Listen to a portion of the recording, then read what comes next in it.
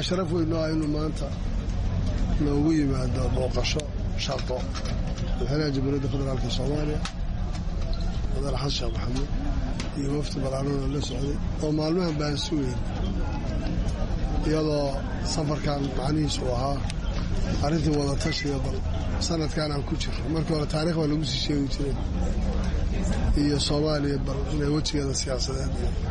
قاموا يارتو مسؤولين ترى يكون شرعيا هذه لا إله إلا وحالنا بدأنا مدحنا سودو أدبكها قبل قاعدين يعطي جوهر وإلهي دكسو بوليه شركي شباب الستيج أو ما الله بحضور يا الله بحضور يعني تصافرتين صوب الضهر بين هذات ما بين وحسلي وخير بدر وهذا الكلام مشى سودويت مدحينهم أدبر وفرح سنة ذلك جيران له كل يعرف كتريج بلان ودر يدف صواني الجولة قبل أدبر وفرح سنة وأنا سودويت لنا فضل الصلاة والسلام على رسول الله aad ayuu umahadsan yahay madaxweyne Axmed waxaan ka nimid magaalada Jowhar oo aan shalay ku soo furnay shirkii maamul sameynta labada gobol ee Hiiraan iyo Shabeellada Dhexe oo ilaahay idinkiis noqon doono maamul sameynta dawlad goboleedyada cusub ee dalka ka hana qaadayo kii ugu dambeeyay inuu noqdo aan rajaynayno laguna guuleysan doono muddo hore ayay ahayd inaan nimaado halkan waxaasna loogu cudur daaray shaqadaas kale oo ayadana muxuu ahay muhiimka ahayd oo dalka Soomaaliya muhiimka u ahayd magaalada Kismaayo waxa ka socda kulan ballaaran oo maxaan ku yiraahdaa looga tashanayo hadii aan la yiraahdo qaabka siyaasadda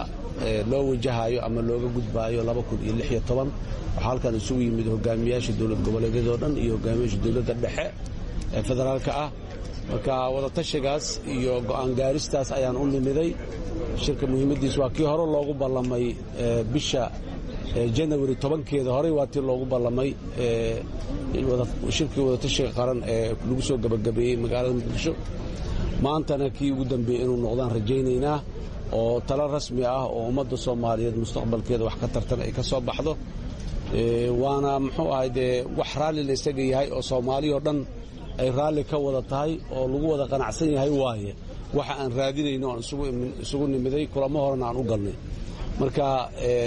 dawladda Jubbaland iyo dadka reer Jubbaland